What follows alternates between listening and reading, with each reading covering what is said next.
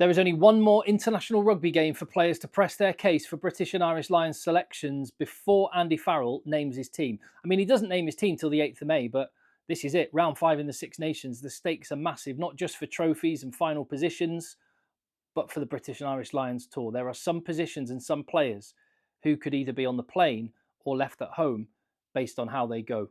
And as the Six Nations has unfolded, I've been seeing how it affects what I would select as my British and Irish Lions squad. And based on round 4, I have got some changes I'm going to make. As ever, thank you so much for getting stuck in with the comments. And please let me know what you think. Shout up for the people that you think deserve to be on the plane. It would be a miracle if we agreed. So let's just enjoy the discussion and the opinion. I am basing my squad on the composition of it in 2017. 2021 was affected by COVID. So a squad of 41, 23 forwards, 18 backs, and currently I've got the composition looking like this. So as we go through, on the last time, after round 3, I was so impressed by Finlay Bealham. Bearing in mind, Tadhg Furlong has not been around for Ireland, looking like he could be back for this final weekend, which is a boost. But Tadhg Furlong hasn't been around, and Finlay Bealham's done so well that I thought, do you know what? I'm going to take an extra front row player, and it's going to be Finlay Bealham. This extra spot, though, could change. So I'm going to keep it as it is for now, with Andrew Porter, Ellis Genge and Pierre Schoeman being the loosehead props, and Xander Fagerson, Tadhg Furlong, for his credit in the bank, Will Stewart, who's been excellent and getting better, and Finlay Bealham, who's also been very good. They are the 7 props I'm taking. The 7th prop being Finlay Bealham could be a player that I might move to another position. We'll see how this unfolds, because this is going to unfold. This squad selector, this Lions tracker, is going to unfold not only after this coming weekend, but after some of the big Champions Cup matches and URC and Premiership matches that are coming up as well. So Finn Baxter and Nicky Smith still on the outside.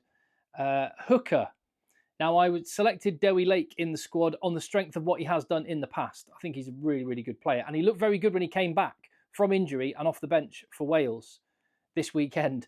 Massive fixture for him, because he's up against another one of the players that I've currently got on the plane to Australia in Jamie George. Got his 100th cap at the weekend. I think he's been brilliant.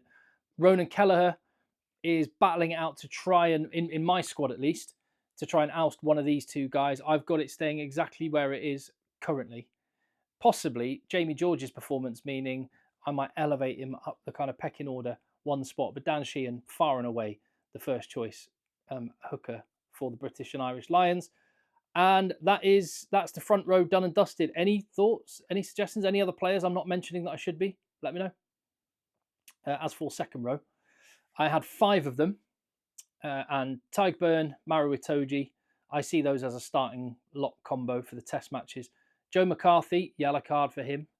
He is prone to a little bit of indiscipline, but he's still young and can put it about. Ollie Chessum was magnificent again against Italy, only cemented his case to be on the plane. And I've got James Ryan as that extra spot because he can play that kind of tight headlock and loose headlock role. Other players all on the outside. I thought David Jenkins has been good, but not good enough. The Scottish pair, Cummings being out, is a big loss for them. George Martin, I still think he might end up going. That's one of the ones that's kind of on the bubble, on the cusp, and maybe that's where Finlay Bealham's spot could end up going. Especially if you think that Tadhg Beirne and Ollie Chessum can operate on the blindside flank as well. And to the back row then, the most hotly contested position and spots in the squad. There are going to be some amazing players that don't make it in. And just look at some of them down here. So that the 8 back row forwards that I've selected, and again, I don't know how many Andy Farrell's going to take. It could be more, it could be less. I had after round 3, Tom Curry, Jamie Ritchie, kind of your blindside flankers, Josh van der Fleer, Rory Darge, open side, and Jack Morgan as open side flankers, although Jack Morgan and Tom Curry can kind of play across the back row. And Ben Earl can as well, with Caelan Doris, Jack Conan, and like I say, Ben Earl there. That was the 8, with some really good players not currently in the squad. I would add to that list as well, because his performances in the Six Nations have been so good, despite only starting in 1 match. Ben Earl has entered the chat for me. He has to be considered. His performances, right up there with his brother, both Currys, Twin Daloo, have been awesome. I don't have him in the squad currently. I am going to make a change to the 8 that I selected. And I guess the whole point of these videos is that I am meant to be reactive. I look at the game I saw and I quickly flip. It isn't me writing a player off or saying that this player will definitely be in, but I'm switching around Jack Conan's spot for Taulupe Faletau's spot. Rolling back the years, Taulupe Faletau, who would be going on a 4th British and Irish Lions tour, which is frankly astounding. And he's been so good. He's been so good the last couple of games. But what a guy to have on tour. Everyone in rugby circles who's played with or toured with Taulupe Faletau has the nicest things to say about him. So I think he's a really good character to take on tour, and all that experience as well. He'd be the elder statesman in the side. That is the forwards done and dusted, meaning that, yeah, there is a change since the last time I did it. Oh, dear me. Let me get that organised. There you go. You can see it now. There is the change to what was done before. As you can see, Jack Conan to Taulupe Faletau. And I would also, just in terms of the pecking order, you can see on the far side, this is basically what I would pick as a starting test side at the moment. And the guys in the column next to it are kind of the backup.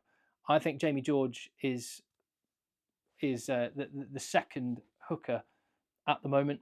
And that is how the front forwards look, which leaves 9 Irish forwards, 7 English forwards, 4 Scots, 3 Welsh. What do you think? Let me know as we move into the back line. And if you're still watching as well, drop a little thumbs up on the video. It doesn't take you any time. Just hit that little thumbs up button, and that just helps me spread the word. I don't have a marketing budget. I'm not backed by some sort of corporation or TV network or anything else like loads of the other rugby channels. It's just me. So help me out. And I would love it if I would earn your subscription as well. I've got a change at scrum half. Again, this is not the final decision. This is just as things currently stand. Alex Mitchell dropped out last time. I thought he was really good against Italy and looked, with the way England were playing, like he might end up showing what he's capable of. And I switched him back with Thomas Williams again. That battle for Ben White, Alex Mitchell, Thomas Williams to get the 2 remaining spots is going to be fierce. Ben White could end up missing out because he plays rugby in France, and Toulon are doing very well in the league, so he might well be involved in the playoffs, which would happen at the same time as the start of the British and Irish Lions tour. So I could quite happily have Ben White outside of the squad and Thomas Williams back in. But I think those are the 4 going for 3 spots. Obviously, Jameson Gibson Park, despite a disappointing performance, he is far and away the best scrum half, so he'll be going if fit. Fly half then, I've got changes to make here as well. But I think it's easy, more than it being I just want to change one player for one player that was already on my shortlist. I think this position we need to have a bigger conversation about. I think I'm going to do a video on this more broadly. I was watching the rugby at the weekend, and Sam Prendergast looked, no, not out of his depth isn't the right word. You saw how young and inexperienced he was all of a sudden when he came up against a proper test team who put the squeeze on, and he did not have his best game. He'll learn massively from that, and he's got an incredible future ahead of him. But I kind of had him in before because I was thinking, well, he's the starting 10 for the likely Six Nations and potential Grand Slam champions. I mean, they still might be the Six Nations champions. We'll see how the game in Paris goes on Saturday night. But I don't know. British and Irish Lions, I'm not sure I could see him starting a test match. And if you can't see a player starting a test match, should they be going on the tour? It's not a place to go and get experience. It's a place where when you're in, you have to perform. You can't be learning on the job. And for that reason, I'm taking Sam Prendergast out. And as you can see, I've brought George Ford into the conversation. Very experienced, 98 caps to his name, but he's not played for England. I brought Owen Farrell into the conversation. You know, the second highest point scorer in the history of rugby, behind only Dan Carter. I mean, but he's not playing rugby internationally. He's not even playing rugby very much because of injuries while he's been at Racing 92, who have been doing really badly. Tom Jordan as well, more as a kind of versatile player, someone that can play 10, 12, 15. So basically, I'm only sure about Finn Russell and Marcus Smith. I'm not sure about Sam Prendergast anymore for the same reason as you can't learn on the job. I'm not 100% sure about Finn Smith on a British and Irish Lions tour. So I'm taking Sam Prendergast out. Who would you pick? I mean, do you agree with me on Russell and Marcus Smith? I've got to say, and you'll think I'm just being parochial like an Englishman, and hey, by all means, criticise in the comments.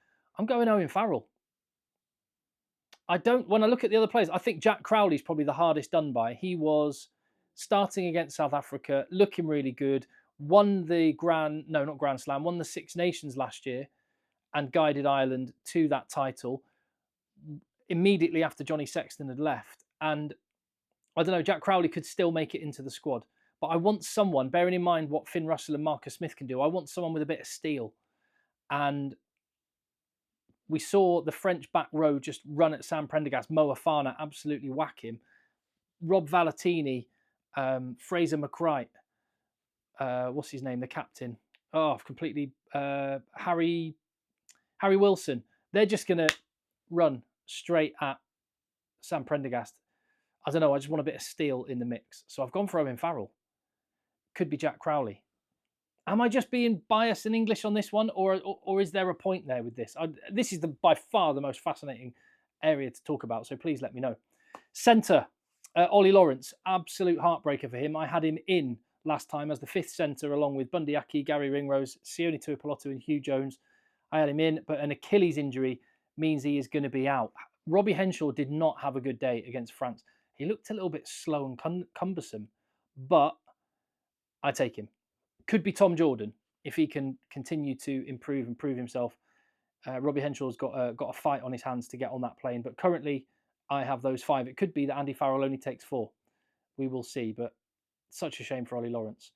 As for the outside backs, I had them as Duhan van der Merwe and James Lowe on the left wing, Emmanuel Faye-Boso and Tommy Freeman as 2 right wingers, Mac Hansen as well, and then 2 fullbacks being Hugo Keenan and Blair Kinghorn. Pretty happy with that, except for the injuries which have happened. It looks like Emmanuel Faye-Boso may not be back and available, and just like Ollie Lawrence, bit of a heartbreaker for him. So let's take him out of the equation, and Darcy Graham, next cab off the rank, and he played well enough that him and Mac Hansen, if you had to only pick one of them, that's a real fight on the hands. Tommy Freeman, who's scored in every game in the Six Nations so far, he is on the plane and looking brilliant. The fact he can also play at centre is just a bonus. And also Elliot Daly. Let's not rule Elliot Daly out. He's been on British and Irish Lions tours before. He started in test matches on previous tours. He can play 13, he can play wing, he can play fullback to a very high level. Possibly Elliot Daly comes in ahead of one of these two. Other than that, pretty happy with that. Let me know what you reckon. And that means that the back line, as I say, had Prendergast in last time, Lawrence in last time, Faye-Boso in last time. They all change. And I've got as I say, I've got Owen Farrell in, Darcy Graham and Robbie Henshaw. I'm going to get pelters for Owen Farrell, but I stand by it. I think he's an unbelievable player, and it always bothers me how much his own England fans never appreciated just what an incredible player we had. One of the best that's ever worn the England jersey, for my money, and also a veteran of lots of tours who will just set the standards in training.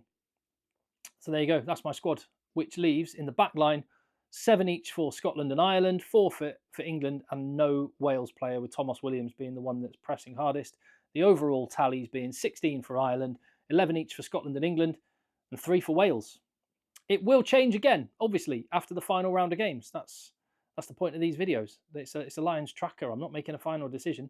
I'm just reflecting after every round of games, and it will be the same after some of the big Champions Cup matches as well. As for a test side, I'll get myself out of the picture here, and you can see what I've picked as my test 23-man squad. And yeah, if I were picking a test match, I had it last time after round 3 like this. I will make a change to that. No change in the front row, although I will say Will Stewart is pushing Xander Fagerson very, very hard for a starting spot. Tyg Furlong, if he can get back and fit, he's obviously in the mix, not just in the 23, but to start. But currently, Xander Fagerson starting, Will Stewart on the bench with Porter and Sheehan. Itoje and Byrne as second row. Tom Curry, Josh van der Fleer, Caelan Doris as the back row. Gibson, Park and Russell. Aki and Jones. And then Lowe, Keenan. And I've put Kinghorn on the right wing. I just think he's too good not to have in, and I love Hugo Keenan as well. Marcus Smith and Sione Tuipulotu on the bench. Last time, that is. I had Thomas Williams, who's now not in the squad. Dewi Lake as well, I had on the bench, but I will change. Ben White onto the bench and Jamie George onto the bench. Other than that, exactly the same starting 15 for me, and just the 2 changes on the bench. That's my thoughts. What are yours? Let me know. I'll see you on the next video.